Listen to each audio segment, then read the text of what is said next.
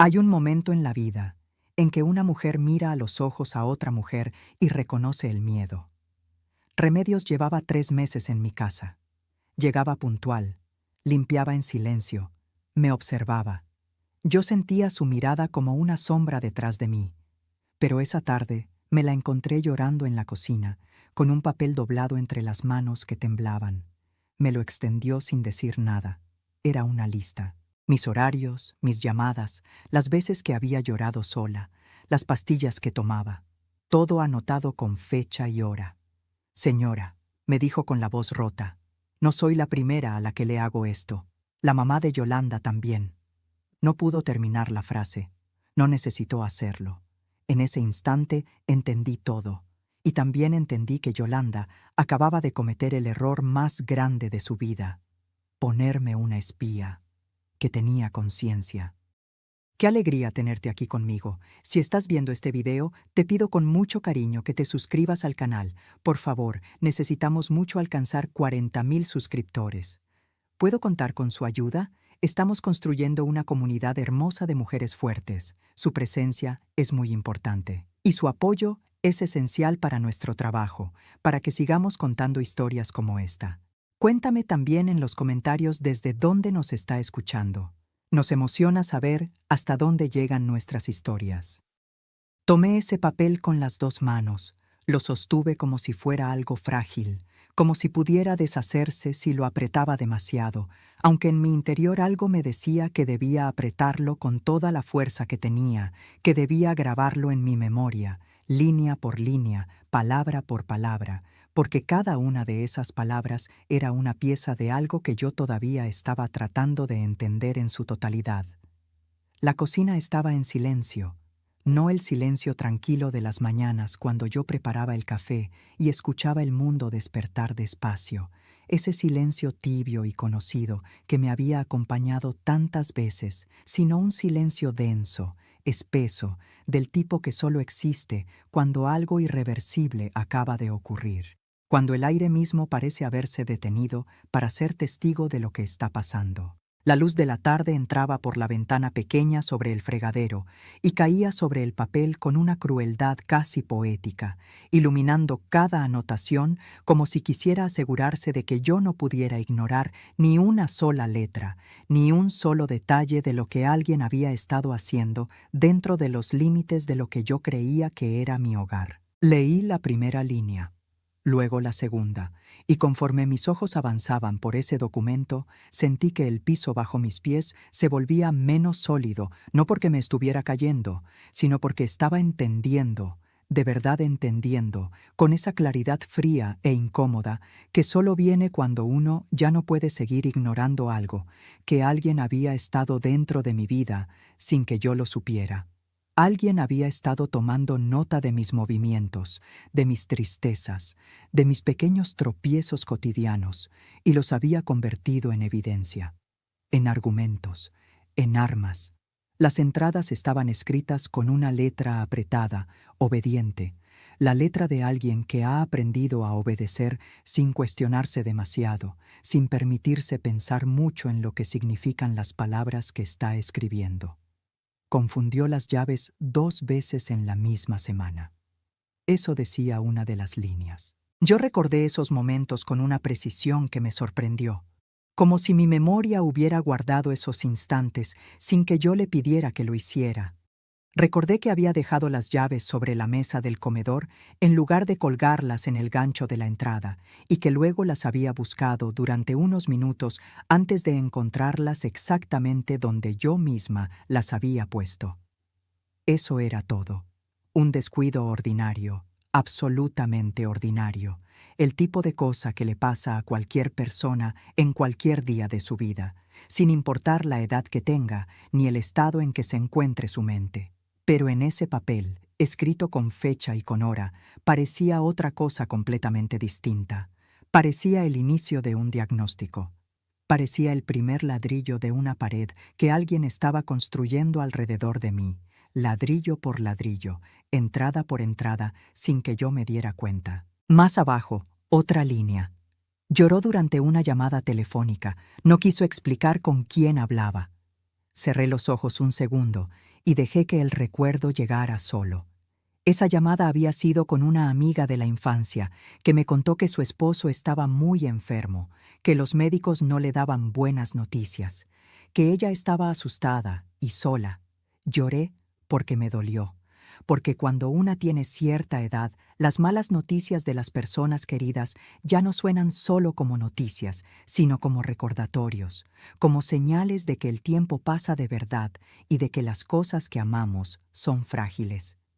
Lloré también porque la extrañaba a ella, porque hacía mucho que no la veía, porque la distancia entre dos personas que se conocen desde niñas a veces duele de una manera específica que no tiene mucho remedio. Pero nadie en esa casa me había preguntado si estaba bien cuando terminé esa llamada. Nadie había tocado mi puerta esa tarde para decirme que me habían escuchado y que querían saber qué pasaba. Solo Remedios, observando desde el pasillo con sus ojos atentos, tomando nota en ese papel que ahora yo sostenía entre mis manos, con una mezcla de indignación y de algo que se parecía al dolor, pero era más frío. Y luego otra entrada que me heló por dentro más que todas las demás, que me hizo contener el aliento un momento antes de seguir leyendo. Tomó pastillas sin avisar. No informó al médico de la familia. No había ningún médico de la familia. Nunca lo había habido desde que yo llegué a esa casa. Nunca nadie me había dicho que existía algo así, ni que yo tenía que reportarle nada a nadie. Yo tomaba mis medicamentos, los mismos que me había recetado mi propio doctor hacía ya bastante tiempo. Los medicamentos que yo misma pagaba con mi propio dinero, los mismos que tomaba cada mañana con un vaso de agua antes del desayuno, como parte de una rutina tan establecida y tan ordinaria que yo apenas pensaba en ella. Remedios lo había visto una vez, solo una vez, cuando yo no cerré completamente la puerta de mi cuarto y ella pasaba por el pasillo en el momento equivocado, o en el momento perfecto, dependiendo de para quién estuviera trabajando. Y lo había anotado como si fuera una irregularidad, como si yo fuera alguien que necesitaba supervisión, como si yo fuera una niña que no sabe cuidarse, o peor, como si yo fuera una enferma que no reconoce su propia condición. Esa anotación era la más dolorosa de todas, porque tocaba algo que yo había intentado no nombrar desde que llegué a esa casa, el miedo constante, silencioso, de que en algún momento me miraran y decidieran que ya no era capaz, que ya no servía, que ya era hora de que otra persona se hiciera cargo. En ese momento, levanté la vista del papel y miré a Remedios. Ella seguía llorando, pero ahora en silencio, con los brazos cruzados sobre el pecho, como si intentara contenerse a sí misma, como si por dentro hubiera algo que quería salir y ella estuviera usando todos sus recursos para mantenerlo adentro. Vi en su cara capas de cosas distintas: vergüenza, alivio, miedo, arrepentimiento. No era una mujer mala. Eso lo vi con claridad absoluta en ese momento y no me lo he cuestionado desde entonces. Era una mujer asustada, una mujer que había necesitado el trabajo con esa urgencia específica que tiene la necesidad cuando es real, y que había aceptado condiciones que ahora le pesaban en el alma con un peso que ya no podía cargar sola. Me había confesado porque no podía seguir callada. Había llegado a un punto en el que el silencio le costaba más que las consecuencias de hablar. Y eso, aunque yo en ese momento todavía estaba procesando el golpe de lo que había descubierto, era algo que yo tenía que reconocer y respetar. Le pregunté, con la voz más baja y más firme que pude sacar en ese momento, sin alzarla, sin dejar que temblara, porque sabía que necesitaba que mi voz sonara exactamente así, exactamente como sonó. ¿Cuánto tiempo más tenía Yolanda pensado espiarme? Remedios tardó en responder. Se limpió los ojos con el dorso de la mano, respiró una vez y me miró con una expresión que era mitad vergüenza y mitad alivio, como si hubiera cargado ese secreto durante tanto tiempo que ya no podía más con él, y la pregunta directa le hubiera dado el permiso que necesitaba para soltarlo por completo. Los formularios ya están completos, dijo finalmente con la voz todavía rota. Solo falta que Yolanda los protocolice, que los entregue formalmente. Todo está listo. Hubo una pausa brevísima antes de que añadiera, casi en un susurro: «El asilo ya tiene la cama reservada a su nombre». Las palabras cayeron en la cocina como piedras en un pozo profundo, ya completos, ya listos. Una cama reservada con mi nombre en algún registro, en algún archivo de alguna institución que yo no había elegido y a la que yo no había dado mi consentimiento, esperando solo que alguien entregara los papeles para que yo dejara de existir en esta casa y en esta vida como una persona que toma sus propias decisiones y vive en sus propios términos.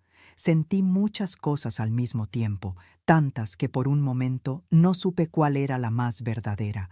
Un frío que empezaba en el centro del pecho y se extendía hacia afuera como el agua cuando cae en una superficie quieta, una rabia sorda y caliente que no sabía bien a dónde ir. Una tristeza que no era por mí misma, sino por todas las mujeres que habían llegado a ese mismo momento y no habían tenido a nadie que les extendiera el papel a tiempo. Y debajo de todo eso, algo más extraño, algo que tardé en reconocer porque no lo esperaba en ese momento: claridad. Una claridad absoluta y helada, como la que da el amanecer cuando uno ha pasado la noche entera sin dormir, pensando en algo. Y de pronto, cuando la luz llega, todo se ve con una nitidez que la oscuridad no permitía. Volteé hacia la ventana. El carro de Yolanda seguía estacionado afuera, en el mismo lugar de siempre, tan tranquilo y tan ordinario como cualquier otro martes. La camioneta oscura que Yolanda conducía con esa suficiencia silenciosa que tenía para todo, para entrar a una habitación, para dar una orden, para mirarme cuando creía que yo no me daba cuenta. Y algo dentro de mí se acomodó en su lugar con un clic que no hizo ruido, pero que yo sentí en todo el cuerpo. No era desesperación lo que sentí al mirar ese carro. No era el pánico desordenado de alguien que acaba de descubrir que está atrapada y no sabe por dónde salir. Era exactamente lo contrario. Era la calma específica, casi quirúrgica, de alguien que acaba de entender con precisión qué terreno está pisando, qué fuerzas están en juego y qué tiene que hacer a continuación para que el desenlace no sea el que la otra persona planeó. Doblé el papel con cuidado. Lo doblé por la mitad, luego en 4, con la misma atención con la que uno dobla algo que sabe que va a necesitar después. Algo que no puede permitirse perder ni arrugar. Lo guardé en el bolsillo del delantal con un gesto tranquilo, casi ceremonioso. Y luego miré a Remedios, que me observaba sin entender del todo qué estaba ocurriendo dentro de mí, qué decisión se había tomado en el silencio de esos últimos minutos. Le dije con una calma que sorprendió incluso a la parte de mí que conoce mejor a Consuelo: séquese las lágrimas. Todavía la necesito trabajando aquí. El alivio en su rostro fue inmediato y visible, como cuando se afloja algo que ha estado apretado demasiado tiempo, y también algo parecido a la confusión. Ella esperaba que la despidiera, esperaba consecuencias directas y rápidas.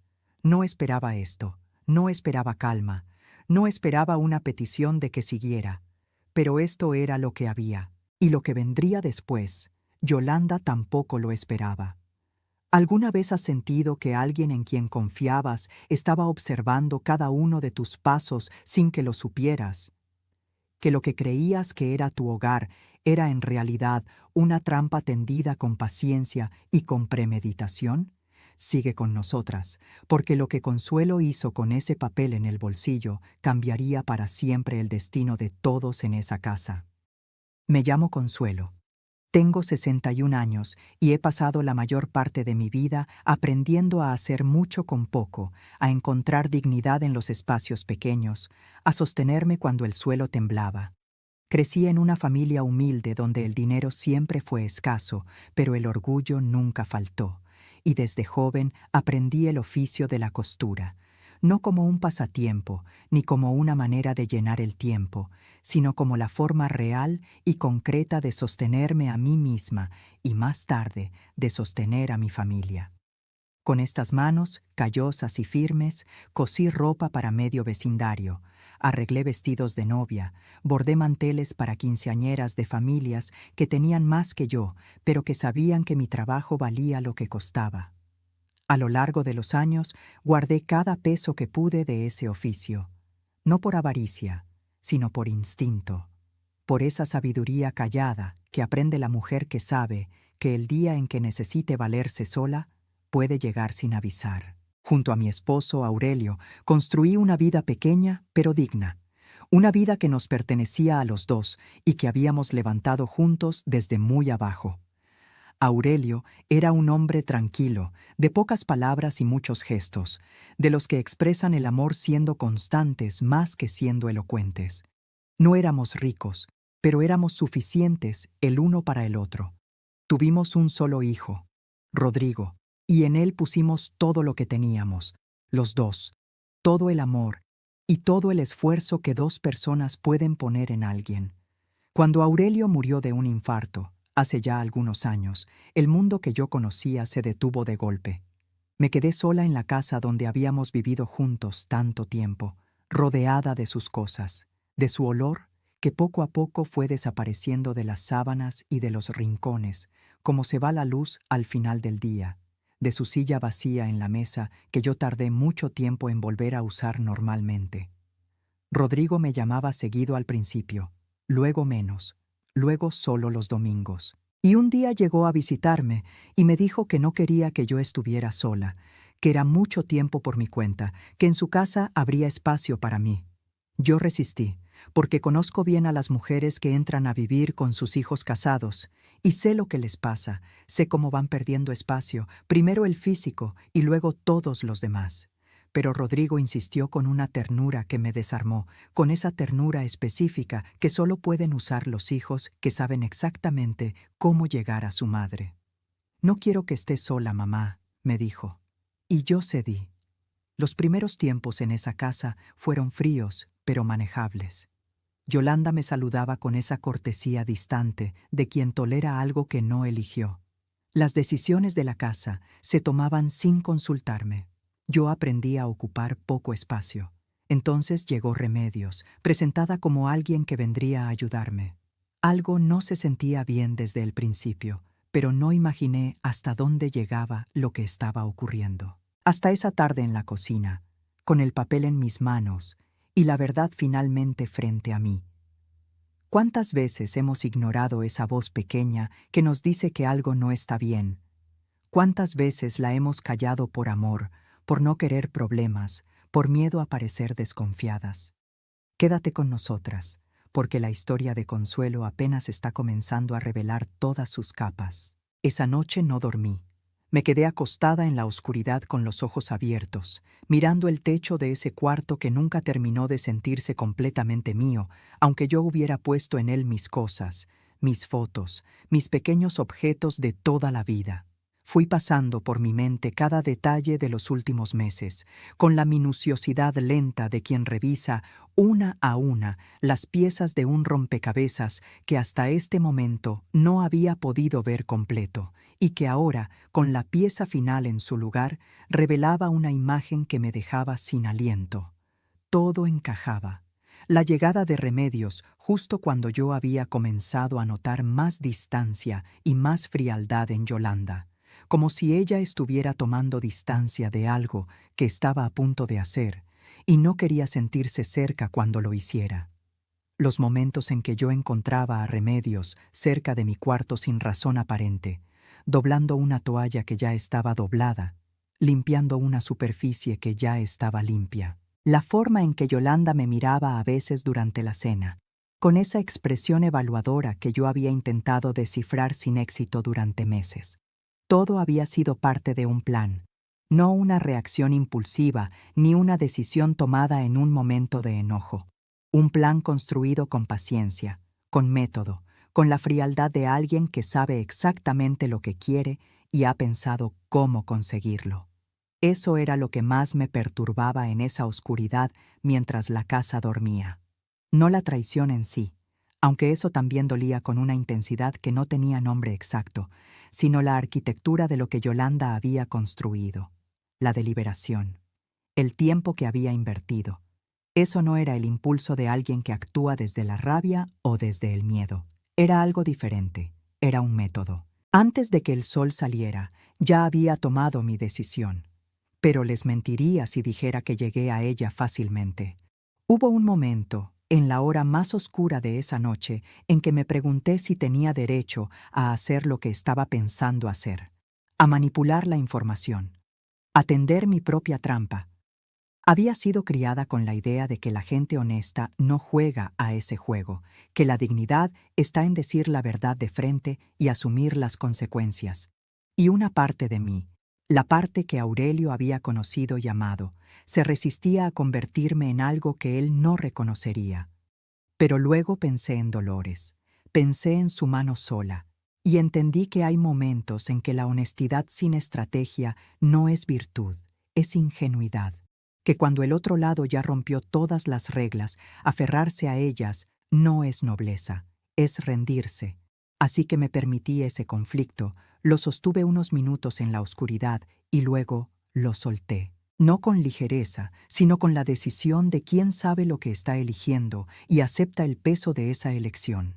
Cuando escuché a Remedios llegar a la cocina en la mañana temprana, me levanté, me lavé la cara, me arreglé despacio con esa calma que uno practica cuando sabe que el día que tiene por delante va a requerir de ella, y fui a encontrarla antes de que Yolanda despertara. La cocina estaba apenas iluminada por la claridad gris de la mañana que comenzaba a filtrarse por la ventana pequeña, y en esa luz todavía escasa, Remedios me miró con los ojos hinchados del llanto del día anterior y una expresión que mezclaba el alivio de haber confesado con la incertidumbre de no saber qué vendría ahora.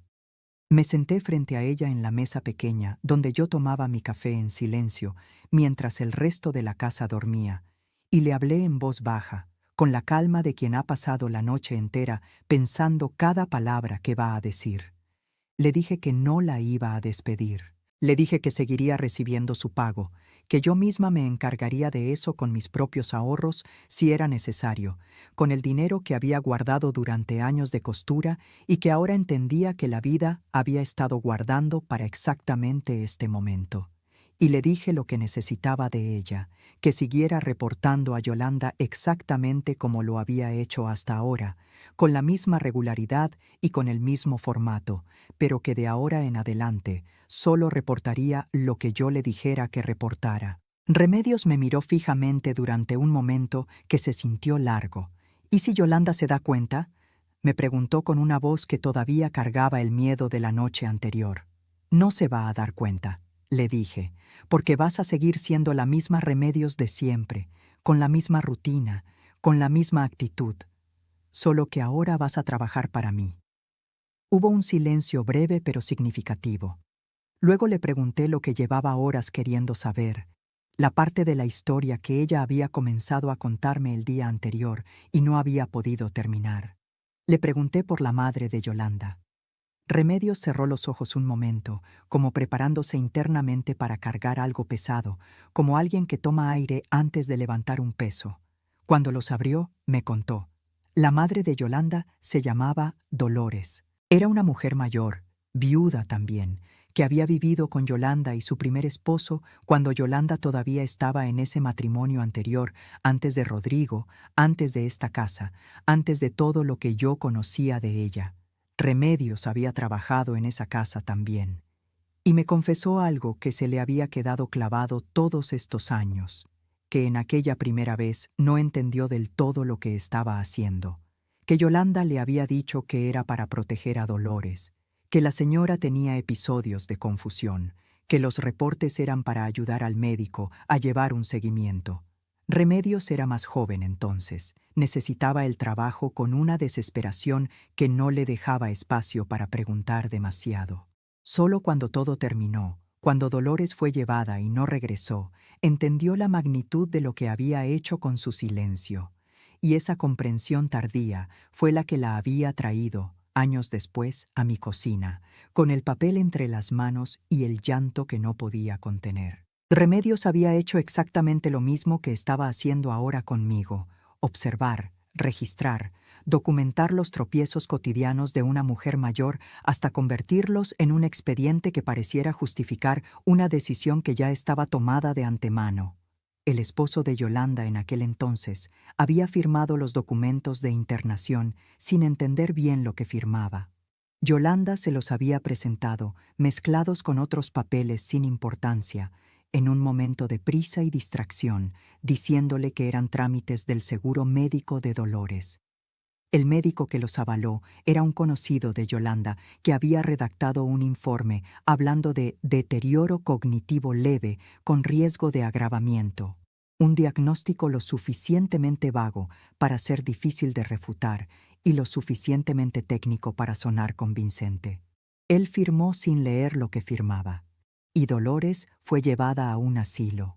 Remedios me dijo que Yolanda nunca fue a visitarla después de eso, que Dolores murió en ese lugar, en una habitación que no era la suya, rodeada de personas que no la conocían, sin que su hija estuviera presente para decirle adiós, sin que ningún familiar estuviera ahí para tomar su mano en el momento final. Ese detalle se me quedó grabado con una claridad que dolía. La mano de Dolores, sola, sin nadie que la sostuviera. Sentí algo moverse dentro de mí cuando escuché todo eso.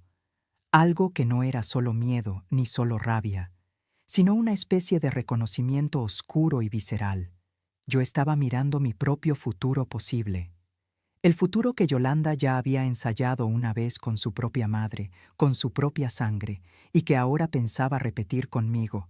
Lo que hacía todo más escalofriante era precisamente eso, que no era la primera vez, que Yolanda no estaba improvisando, que sabía exactamente lo que hacía porque ya lo había hecho y le había funcionado, y eso me decía algo importante sobre con quién estaba tratando, algo que yo tenía que tener muy presente. Pero entender la frialdad de Yolanda también me permitió entender algo más, su mayor vulnerabilidad. Una mujer que confía tanto en su propio método, que lo ha visto funcionar una vez, tiende a subestimar a quien tiene enfrente. Yolanda me había visto callar, ceder, ocupar poco espacio durante todo el tiempo que llevaba en esa casa. Me había catalogado como alguien que no opondría resistencia. Esa certeza suya era el único lugar donde yo podía moverme sin que ella lo notara. Esa misma mañana comencé a construir mi nueva versión para los ojos de Yolanda. Me levanté un poco más temprano de lo habitual y ordené mi cuarto con una meticulosidad exagerada y visible. Desayuné con una tranquilidad que no sentía por dentro, pero que me esforcé en mantener en la superficie. Cuando Yolanda bajó, la saludé con una serenidad que debió parecerle extraña, aunque confiaba en que la atribuyera a algo sin importancia. Y le pedía Remedios, en un intercambio rápido, cuando Yolanda estaba en otra habitación, que en su próximo reporte describiera a una mujer organizada, serena, lúcida, sin ningún comportamiento que pudiera ser señalado como problemático. Era el primer movimiento de un juego que Yolanda no sabía que había comenzado. Y mientras tanto, guardaba dentro de mí, con cuidado de no dejar que se me notara en el rostro ni en el cuerpo, toda la información que Remedios me había dado. La usaría, a su tiempo, con precisión. ¿Alguna vez te has visto obligada a actuar con calma cuando por dentro estabas ardiendo? ¿A construir una sonrisa sobre un dolor que nadie podía ver? Hay mujeres que aprenden eso con los años, no porque quieran, sino porque la vida no les dejó otra opción. Sigue con nosotras, porque Consuelo apenas comenzaba a mover las piezas del tablero. Si te está gustando esta historia, por favor, asegúrate que ya está suscrita al canal. Necesitamos mucho alcanzar 40,000 suscriptores. ¿Puedo contar con su apoyo a nuestro trabajo? Los días que siguieron fueron una especie de teatro sostenido, una actuación que yo representaba desde adentro hacia afuera en cada momento de cada día, y en la que nadie en esa casa sabía que estaba ocurriendo. Me moví por los espacios de esa casa con una calma que no sentía, pero que había decidido habitar como si fuera una segunda piel, como si fuera mía de verdad.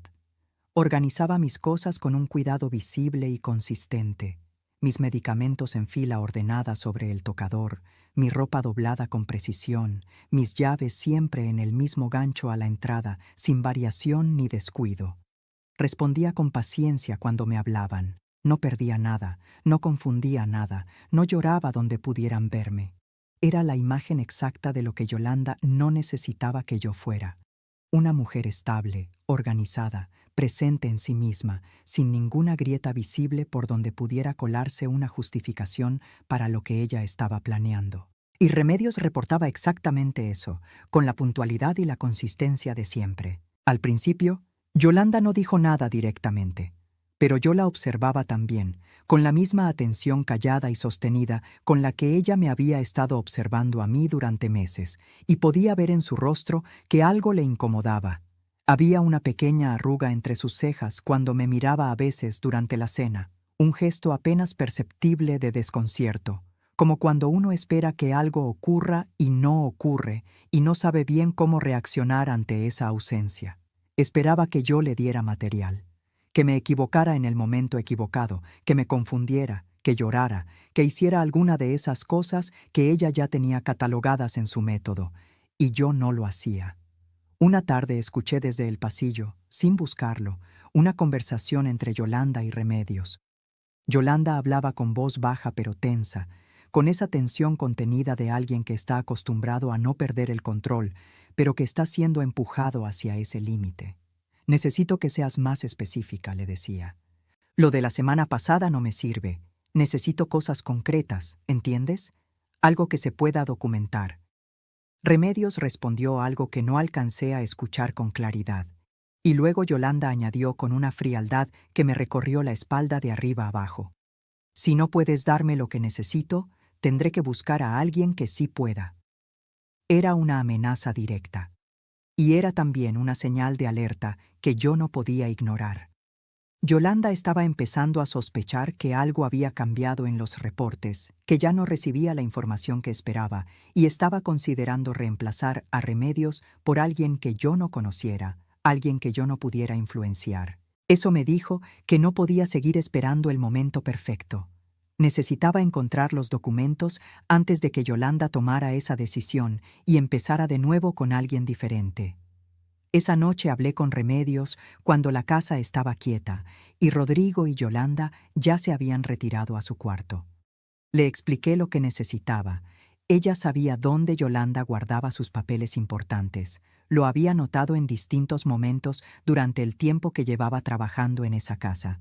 Era un cajón en el escritorio del cuarto que Yolanda usaba como oficina personal, siempre cerrado con una llave pequeña que ella guardaba en su bolso. Remedios me explicó que no sabía de ninguna copia de esa llave, pero que en cierta ocasión había visto a Yolanda abrir ese cajón justo antes de salir deprisa, y en el apuro había notado cómo Yolanda deslizaba la llave detrás del cuadro que colgaba sobre el escritorio antes de abandonar el cuarto, como si lo hiciera por instinto, sin pensar en que alguien más pudiera estar mirando. Era el tipo de hábito pequeño que la gente forma sin darse cuenta, el tipo de descuido que solo comete quien está tan segura de que nadie a su alrededor se atrevería a buscar, que ya no se molesta en verdaderamente esconder. Yolanda confiaba en que yo nunca tendría la iniciativa de ir a ese escritorio. Confiaba en que Remedios era demasiado leal por miedo. Y esa confianza excesiva en su propio control era exactamente el resquicio por donde yo iba a entrar.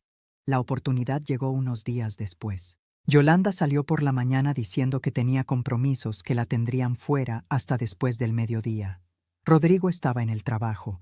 La casa era nuestra. Fui al escritorio con Remedios. El cajón estaba cerrado, pero encontramos la llave exactamente donde Remedios había dicho, detrás del cuadro, fría y pequeña entre mis dedos. Abrí el cajón con manos que no temblaban, aunque mi corazón latía con una velocidad que yo sentía con claridad en el pecho y en las sienes. Dentro había varios sobres y carpetas ordenados con esa meticulosidad que Yolanda aplicaba a todo lo que quería controlar. Y entonces la vi. Una carpeta delgada con mi nombre escrito en la portada con la letra apretada de Yolanda. La abrí con cuidado. Adentro estaban los formularios de internación, varios de ellos, ya llenados completamente con mis datos, con la dirección del asilo, con una descripción del tipo de atención requerida que usaba palabras clínicas y frías para describir a una mujer que yo no reconocía, pero cuyo nombre era el mío. Los formularios estaban completos en todos sus campos, pero el espacio destinado a la firma del familiar responsable estaba en blanco. Todavía. Yolanda aún no había dado ese paso, el paso final, el que convertiría esos papeles de una intención en un hecho consumado. Comprendí entonces con una claridad que me recorrió entera lo que Remedios me había dicho en la cocina.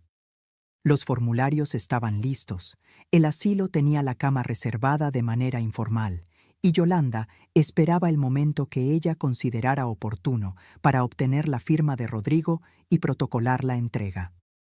Planeaba presentárselos de la misma forma que le había presentado los papeles al esposo en el caso de Dolores, mezclados con otros documentos, en un momento de distracción, con alguna explicación que minimizara lo que él estaría firmando. Saqué el teléfono.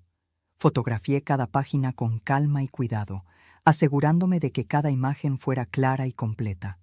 Volví a colocar la carpeta exactamente como estaba, en el mismo ángulo, en la misma posición. Cerré el cajón. Devolví la llave detrás del cuadro. Salí de esa habitación con el teléfono guardado en el bolsillo del delantal, en el mismo lugar donde había guardado el papel de Remedios el primer día, ese bolsillo que se había convertido en el lugar donde yo guardaba las cosas que iban a cambiar el rumbo de esta historia.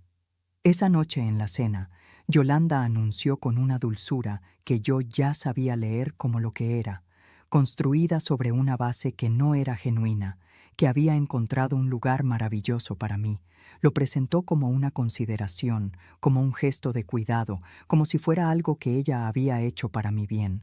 Habló de jardines, de atención médica permanente, de actividades pensadas para señoras de cierta edad que merecían descansar y ser cuidadas. Miraba a Rodrigo mientras hablaba, esperando que él asintiera, esperando el gesto de acuerdo que necesitaba para que el plan avanzara al siguiente paso. Yo sostuve mi taza de té con las dos manos, bebí un sorbo pequeño y la escuché en silencio absoluto. Por dentro sentía algo parecido a la serenidad extraña de quien ya sabe cómo termina la obra que está presenciando. ¿Alguna vez sintieron que alguien intentaba tomar decisiones sobre su vida como si ustedes no pudieran tomarlas?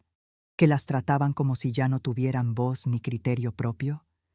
Cuéntenme en los comentarios si alguna vez vivieron algo parecido. Quiero leerlas. Pero no se vayan, porque lo que pasó en esa mesa esa noche es algo que ninguna de nosotras va a olvidar fácilmente. Rodrigo no asintió. Eso fue lo primero que noté, y supongo que también fue lo que desconcertó a Yolanda, porque ella había construido ese momento, esperando una respuesta diferente, esperando que la arquitectura de su plan se sostuviera con naturalidad como siempre se había sostenido.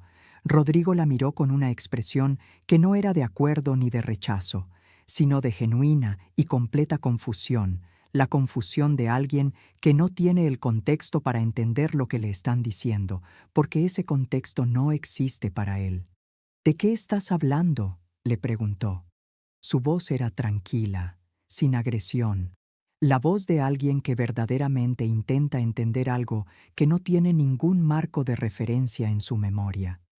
Yolanda sostuvo su sonrisa un momento más de lo natural, un segundo de más que a mí me resultó visible, aunque quizás no lo fuera para Rodrigo. Del lugar que te mencioné, Rodrigo, el que vimos juntos. Rodrigo frunció el ceño con una lentitud que decía que estaba buscando en su memoria ese recuerdo y no lo encontraba porque no estaba ahí. Yo no he visto ningún lugar contigo, dijo. Nunca hablamos de esto. El silencio que siguió fue diferente a todos los silencios que había habido antes en esa mesa. Era un silencio activo, lleno de tensión que se podía sentir en el aire, como se siente la presión antes de que llegue la lluvia. Yolanda cambió ligeramente el ángulo de su cuerpo en la silla, un ajuste pequeño, pero que yo leí como lo que era. Alguien reposicionándose porque el terreno se había movido bajo sus pies. Dijo con una calma más estudiada, más construida que la anterior. Claro que sí, Rodrigo. Fue hace algunas semanas. Estabas cansado. Es posible que no lo recuerdes con claridad. Rodrigo la miró durante un momento largo, con esa quietud específica que precede a las respuestas importantes, las que uno tarda en decir porque sabe que van a cambiar algo, No lo recuerdo porque no ocurrió, dijo. Y esta vez su voz tenía un filo que yo no le había escuchado dirigido hacia ella antes, algo diferente de la paciencia habitual con que Rodrigo navegaba las conversaciones difíciles con su esposa. Yo no dije nada todavía. Sostuve mi taza, bebí un pequeño sorbo y esperé. Rodrigo siguió presionando, con esa firmeza nueva que yo no le había visto antes. Le preguntó directamente de qué institución se trataba, quién la había contactado a ella, cómo había llegado a ese lugar sin mencionárselo ni una sola vez. Yolanda intentó responder con generalidades, con desvíos, con la suavidad hábil de alguien que sabe manejar una conversación. Pero Rodrigo no cedió. Cada respuesta vaga que ella daba era recibida con otra pregunta más concreta, más directa. La tensión en la mesa fue creciendo con cada intercambio, como cuando se tensa una cuerda que uno sabe que en algún momento va a ceder. Yolanda se levantó de la mesa con una determinación que pretendía ser tranquila y dijo que iba a buscar algo, que cuando Rodrigo lo viera entendería. Escuché sus pasos ir hacia el cuarto del escritorio con esa pisada firme que tenía cuando creía que tenía el control de la situación. Escuché el cajón abrirse. Hubo una pausa. Luego escuché sus pasos de regreso, ligeramente más rápidos, con una energía diferente a la que se había ido.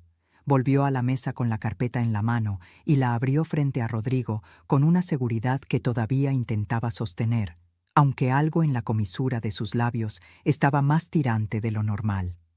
Le extendió los formularios. Rodrigo los tomó, los leyó. Sus ojos recorrieron las páginas despacio y luego se detuvieron en un lugar específico, en donde estaban sus datos como responsable, y hubo una quietud en él que yo reconocí de inmediato. No era la quietud de alguien que acepta lo que está leyendo, sino la quietud de alguien que está procesando la magnitud de lo que tiene en las manos. Levantó la vista hacia Yolanda. La miró de una manera que yo nunca le había visto mirarla en todo el tiempo que llevaba conociendo a mi hijo casado con esa mujer, con esa profundidad que tienen las miradas cuando algo fundamental ha cambiado. Y dijo con una voz que salió muy despacio, muy baja, muy clara, con esa claridad específica de las palabras que se dicen una sola vez y no necesitan repetirse: Yolanda, yo nunca firmé esto, ni firmaré.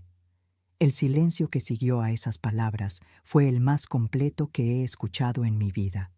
El tipo de silencio que existe cuando algo que ha estado construyéndose en secreto durante mucho tiempo se derrumba de golpe en un instante, y el derrumbe es tan súbito que tarda un momento en volverse real para todos los que lo presencian.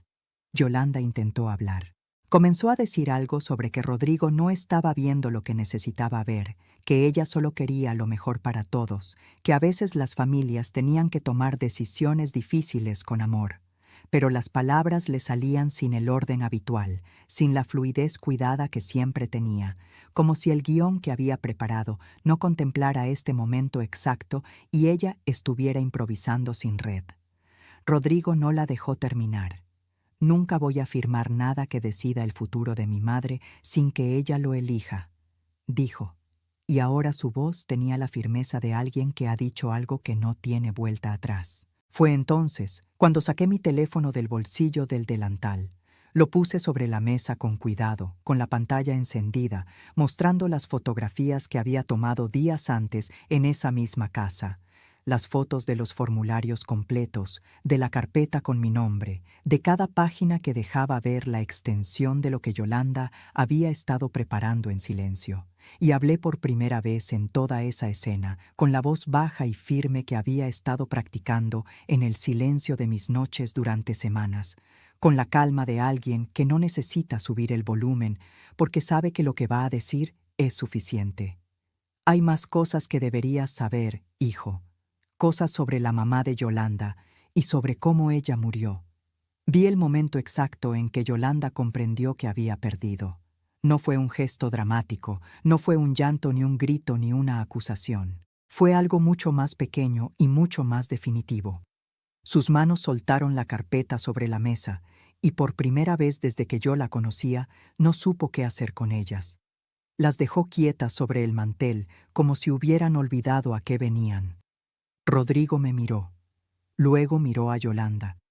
Y en ese movimiento de sus ojos, de mí hacia ella, estaba contenida una pregunta que él no necesitó hacer en voz alta porque la respuesta ya empezaba a formarse sola en el silencio que lo rodeaba todo.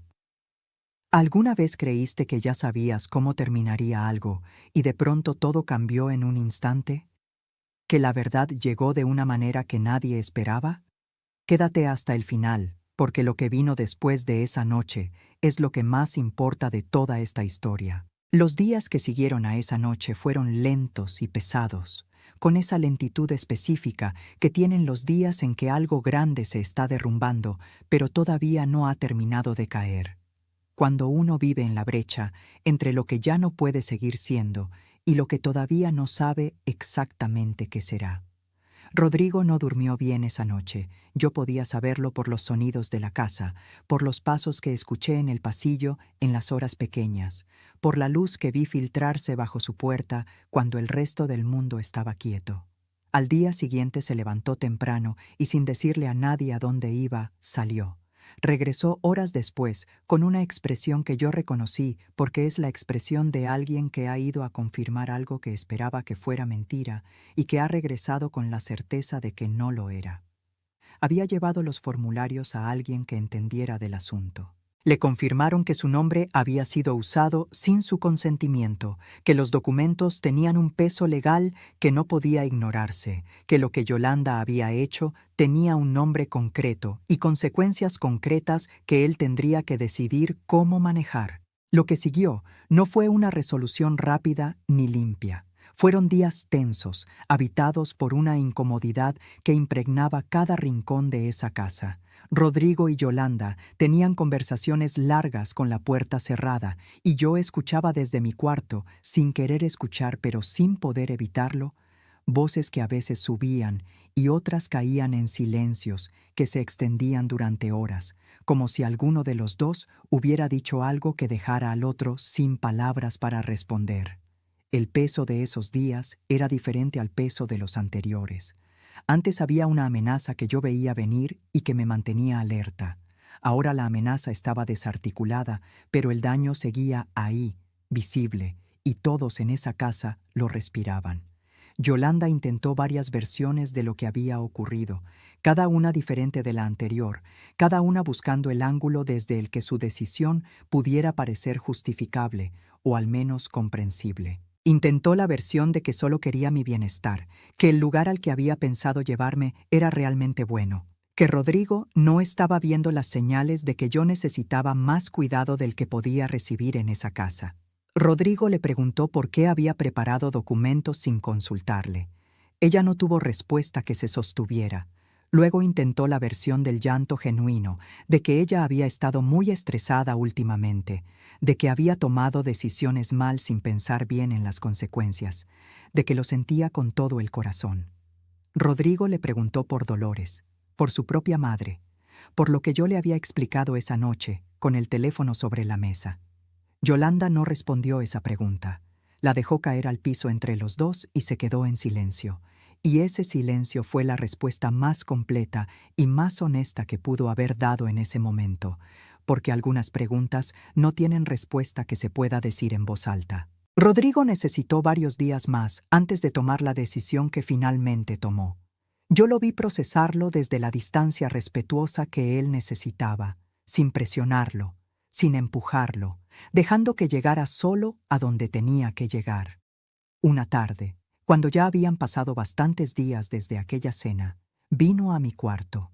Tocó la puerta con una suavidad que me detuvo un momento antes de responder, porque era la suavidad de alguien que no está seguro de tener derecho a entrar, de alguien que está cargando algo que no sabe bien cómo soltar.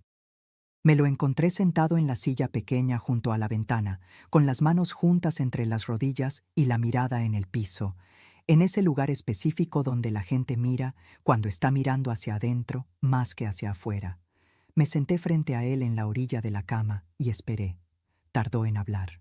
Cuando lo hizo, su voz era la voz de un hombre que está cargando algo demasiado pesado para seguir cargándolo solo y que ha decidido, finalmente, pedir ayuda, aunque eso signifique admitir que debió haberla pedido antes. Me dijo que le había pedido a Yolanda que se fuera de la casa mientras él tomaba el tiempo que necesitaba para decidir qué hacer, que necesitaba espacio para pensar, que estaba tratando de entender cómo era posible que no hubiera visto nada, que no hubiera notado nada, que hubiera estado tan cerca y tan lejos al mismo tiempo. Me pidió perdón. No con palabras grandes ni con frases elaboradas que buscaran cubrir mucho con pocos gestos. Me lo pidió con esa sencillez rota que tienen los perdones verdaderos, los que vienen del lugar donde duele reconocer que fallaste a alguien que no merecía ser fallado. Yo lo miré durante un momento largo. Pensé en todo lo que había vivido bajo ese techo desde que llegué, en los silencios de Yolanda que llenaban los cuartos como un clima que nadie nombraba pero todos respiraban. En las noches que había llorado sin hacer ruido para no incomodar a nadie, para no ser más peso del que ya sentía que era. En las veces que había recogido mis cosas del lugar donde las había dejado, porque alguien las había movido sin preguntarme, como si los espacios que yo ocupaba fueran prestados irrevocables. Pensé en los meses que había vivido siendo observada como un problema a resolver, catalogada en ese papel frío como una mujer que confunde llaves y llora sola, sin que nadie me preguntara cómo estaba de verdad. Pensé en la noche en que Remedios me entregó ese papel y en todo lo que había tenido que hacer para llegar hasta este momento. Y luego miré a mi hijo, que estaba ahí, frente a mí, con los ojos húmedos y las manos quietas, y me permití decirle lo que necesitaba decir, no para herirlo, sino porque el perdón verdadero no puede construirse sobre mentiras de cortesía. No voy a fingir que no me dolió, Rodrigo, le dije. Me dolió que no preguntaras, que no notaras, que yo necesitara volverme estratega dentro de la casa de mi propio hijo para protegerme. Él no intentó defenderse. Recibió esas palabras con la quietud de quien sabe que son verdad, y que lo único que puede hacer con la verdad es sostenerla. Entendí entonces que el amor no desaparece solo porque alguien nos falle, pero también entendí que el amor honesto no esconde la herida para que el otro se sienta mejor. Lo abracé con esa fuerza específica que solo tienen las madres cuando saben que su hijo necesita más de lo que puede pedir con palabras. Y no fingí que no había habido dolor, porque sí lo hubo, profundo y real y con nombre propio. Pero tampoco dejé que ese dolor fuera la última palabra entre nosotros, porque él no era el enemigo, nunca lo había sido, y eso también era una verdad que merecía ser sostenida. Unos días después llegó el momento de despedirme de Remedios. Llegó un día común, sin anuncio, con esa naturalidad que tienen los momentos que importan cuando uno no los dramatiza. Le entregué su pago, el doble de lo acordado, en un sobre cerrado que puse entre sus manos con las dos mías, sin prisa, sin discurso. Ella lo sostuvo sin abrirlo y me miró. Le di también una carta que había escrito a mano la noche anterior, con esa letra apretada y firme con la que había cosido tantas cosas a lo largo de mi vida, la letra de alguien que sabe que las palabras importan y que por eso no las desperdicia, pero tampoco las escatima cuando son necesarias. En la carta le decía que su valentía había cambiado el rumbo de una historia que podría haber terminado de manera muy diferente para mí, que había hablado cuando hubiera sido mucho más fácil y más seguro guardar silencio, que había elegido la conciencia sobre la comodidad y que eso no era poca cosa, que no iba a olvidar lo que había hecho. Remedios leyó la carta ahí mismo, de pie en la puerta, con la luz de la mañana cayendo sobre las páginas. Cuando terminó, tenía los ojos brillantes y una expresión que yo reconocí como la de alguien que ha llevado culpa durante mucho tiempo y acaba de recibir permiso para soltarla. Nos abrazamos. Fue un abrazo breve pero verdadero, del tipo que no necesita durar mucho tiempo para decir todo lo que tiene que decir. La vi alejarse por la calle y me quedé un momento en la puerta, sintiendo el aire de la mañana en la cara, ese aire limpio que tiene la mañana cuando uno ha dormido bien por primera vez en mucho tiempo. Meses después, tomé la decisión que había estado madurando en silencio desde aquella tarde en la cocina con el papel entre mis manos. Volví a mi propia casa. No me fui con rencor acumulado ni con la necesidad de que alguien me viera marcharme.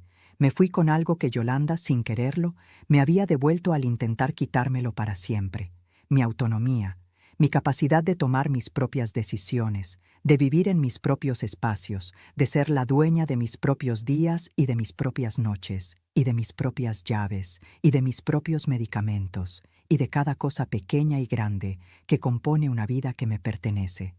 Hay mujeres que pasan por el fuego y salen de él más sabias, no porque el fuego no las quemara, sino porque aprendieron a reconocer el calor antes de que llegaran las llamas. Yolanda pensó que mi silencio era debilidad. Pensó que porque yo no gritaba, no veía.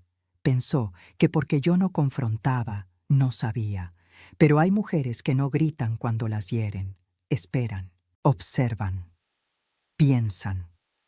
Y cuando llega el momento adecuado, no necesitan vengarse ni pedir justicia en voz alta. Solo necesitan que la verdad hable por ellas. Y la verdad, cuando llega, siempre es suficiente. Si te gustó esta historia, haz clic en este próximo video que está apareciendo en la pantalla, porque la próxima traición supera todo lo que has visto hasta ahora. Y no te olvides suscribirte en el canal, para que no te pierdas ni una sola historia.